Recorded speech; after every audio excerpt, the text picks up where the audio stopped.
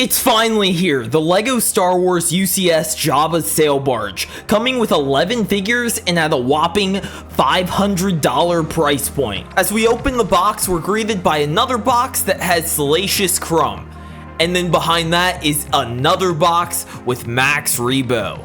In box number 1, we get 17 numbered bags, a few unnumbered bags that have flex tube and plates, the 2 pieces to Jabba the Hutt, 2 instruction manuals, and then also the cloth sail pieces for the barge. The cloth sails really should be packaged with the instruction manuals, as they just come in a paper bag and it would be super easy for them to get crushed in the box or form creases or something along those lines. Luckily mine weren't too bad, there was a little bit of bending, but I could just see this becoming a pretty big issue for certain people. Inside instruction manual number 1, we get some basic information about the sail barge, the design of the sail barge, and see that it's supposed to pair with the overpriced Desert Skiff set. Which, side note, since the $80 Desert Skiff set only comes with 1 Desert Skiff, the Jabba sail barge should come with the second Desert Skiff. We should not have to pay $160 for 2 Desert Skiffs to add on to the $500 Jabba sail barge.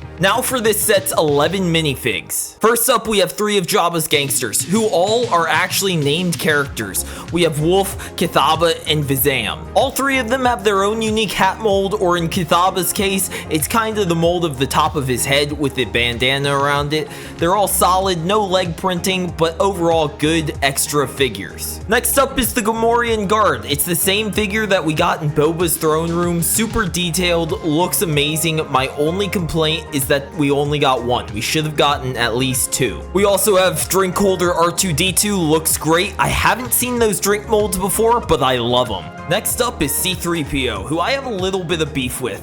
Overall, he looks great. His torso printing, his arm printing, it's amazing. My beef comes with his silver leg. Yes, it's accurate to the scene, but why is his silver leg not dual molded? He has 2 tiny spots of silver. You can barely tell it's supposed to be his silver leg. It's just super unfortunate. And now a figure I never thought LEGO would make again, Slave Leia. Although they're only calling her Princess Leia. The biggest thing about this figure that stands out to me is the hairpiece. It's absolutely stunning. I love how it comes in the front. It's a huge improvement on the last version's hairpiece. The torso is very similar to last Slave Leia's. Overall, it does look great, and then it has the same back piece that you can attach the chain so Jabba can chain her up. The biggest issue with this figure is quite literally the opposite of C-3PO's issue. She has dual molded legs, making it look like she's wearing basketball shorts. The previous Slave Leia's came with skin tone on the side of their legs, which is exactly how this one should be, but for some reason she's not. Big boy Jabba's next. Overall, I think he's the exact same mold as the old Jabba. He has some slightly different printing with different lines and patterns, but overall he's super similar. It's great to have him. He comes in 2 pieces and the top of him can spin 360 degrees all the way around. Behind Jabba, I store Salacious Crumb. Not much to him, just a little dude that you can have sit around and stare at you ominously. Although it's really weird that they didn't give him pupils. What's LEGO's obsession recently with just not giving figures pupils? Bib Fortuna also has some issues. While his legs and torso look great, his Leku mold is just wrong. They use the same Leku mold from the Book of Boba Fett, Fat Bib Fortuna. It's just wrong. They've made the correct version before and they should have made it again. And another figure they didn't give pupils to for no reason at all. And last but certainly not least, we have the Blue Elephant Max Rebo. He comes with the same head mold as the last Max Rebo. The only difference is the shade of blue might be slightly different. This figure still looks great. He has no printing on his legs and torso, but he really doesn't need it. Now onto the full build, which I like a lot more than I thought I would. Taking it from the top, we get 2 magnificent large cloth sails, which luckily for me didn't come bent, but if yours do, make sure you go to LEGO and get replacements. On the upper deck, there's a ton of great little greebling, whips uses wire, studs every so often so that you can place minifigs. My favorite part is the flex tube that wraps all the way around. It takes a little bit of playing with to get all the pieces of flex tube to line up perfectly, but once you get it at that point, it looks so good. Right beside the mast for the front sail, there's two pairs of doors that open up, and below there's a ladder so minifigs can have access to the top deck. In the center of the ship, there's actually the main ladder access, which you can open up and pop the top off, and you can put your fingers all the way through in there, and it gives great access. It is a nice playable feature. Even though this is a collector set, it's just a nice feature to have.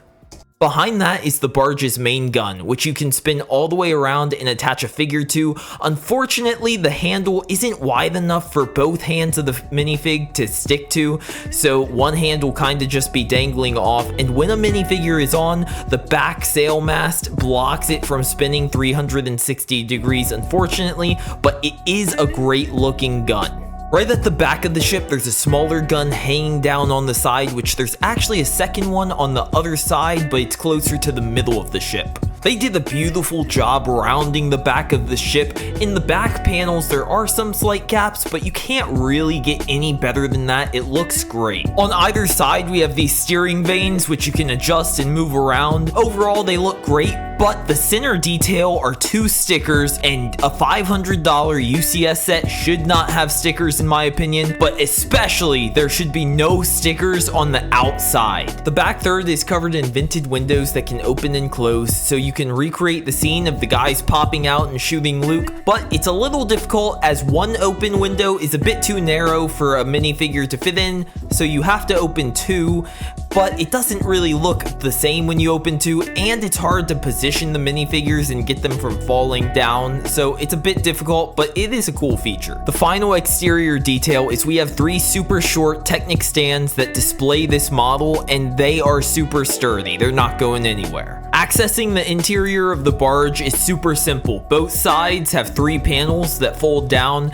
and then the top section is two pieces that are not attached to studs, so they just come up nice and easy. The front compartment is an area I don't think we saw in the movie, but they did a really good job with it. It's the cockpit. It has two nice reclinable chairs, one large control screen, and two smaller ones on either side. Unfortunately, they are stickered, but since they're an interior detail, it's not as big of a deal to me. And then on either side, we also have a couple printed pieces that are just dials and some extra controls. There's actually a door to the cockpit, which you can slide back and forth. It's a really cool feature. You might not really notice it much or play with it, but it's the small things that matters, and I love this little detail. Behind the cockpit, we get a little jail cell that has a broom clip to the front and handcuffs clipped to the side. The back of the cell is actually built to just slide right out so that maybe a prisoner could make a daring escape. Inside the cell, there's a chair, bone, and on the wall, there's a stickered tile that has some tally marks along with some Star Wars writing. I don't know what it says. I'm not that big of a nerd, okay? Interestingly enough, the cell's only held in by two studs, just like the wall behind it, so it can also be easily removed, maybe if you don't want that feature in your sail barge or want to display something else. I'm not completely sure. Next to the cell, there's an armory with quite a good selection of weapons. We have a spear, axes, a machete, a musket. These people are ready to go to war. In front of the armory, there's the first ladder that leads to those two front hatches that we talked about earlier. The next section has a super detailed kitchen that is a great addition to this sail barge and makes so much sense. The kitchen starts with a countertop on the left side that has a couple drawers underneath. On top, we have a glass and a bowl, and hanging overhead, there's a couple fish. On the wall, there's a cleaver, a fork and spoon. Then we get to a stove that has an open flame with a range hood overhead. Back to the countertop with a frying pan on it, then a chicken leg on top, a bone next to that. I don't know why we have a bone in the kitchen because it's already eaten. No one really eats bones, or do they? I don't know. Maybe they have a dog or something. Next to that is a cup, a bottle hanging up, another cleaver, and then under that, another frying pan. Hanging on the wall, there's a couple stickered tiles which appear to be menus. Then in front of the kitchen is the primary access to the top deck, which has a few steps and a ladder to get the rest of the way. The next section has Jabba. There's one stud on his throne that you can just sit him down there, and then there's a stud below him that you can sit Leia on. He also has a little frog you can give him to eat. On the wall, there's a gray stickered picture of Jabba, and then behind his throne, there's a little chest that can hold the chain to attach to Leia. The last section has Max Rebo playing his instrument, which is made out of 2 round stickers, which should be criminal. There's no reason I should have to place a rounded sticker. It just won't look right. I'm not a good sticker placer, Lego. Please give us some printed pieces. The last notable interior detail I'd really like to mention is I love how they did these tan arches for each section with torches on either side. I think it looks really clean. Just like every other UCS set, there's a plaque with some basic information on the sail barge. There's a place to display Jabba here if you don't want to display him in the barge. To the right of that, there's a 25th anniversary brick. And then there's a simple stand that you can display 8 minifigs on. For some reason, you can't display 10 on, so you can't fit all the minifigs. Maybe they figure you don't want to display those not really notable figs, but it's kind of weird. This set is super easy to pick up from the bottom and hold. It doesn't feel like it's gonna break or like it's flimsy. One thing to note is if you tilt it from side to side, the flaps might come open while you're holding it. That might end up poorly for you. My inner demons kinda are telling me to toss this thing in the air and watch it hit the ground and break, but that would hurt my soul, so I won't be doing that. Overall, I love this set.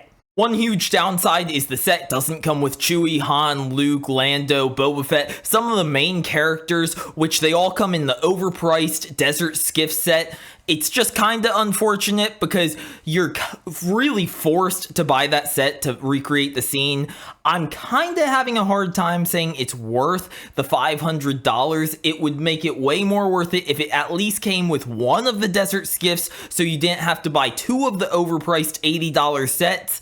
But I do love this set. It's really, like, it's a UCS collector set, but you can definitely play with this thing and have some fun and create some cool scenes. So I do love it in that fashion. Because it doesn't come with a Desert Skiff, it lowers the score a little bit, but I'll probably give it a 9.2.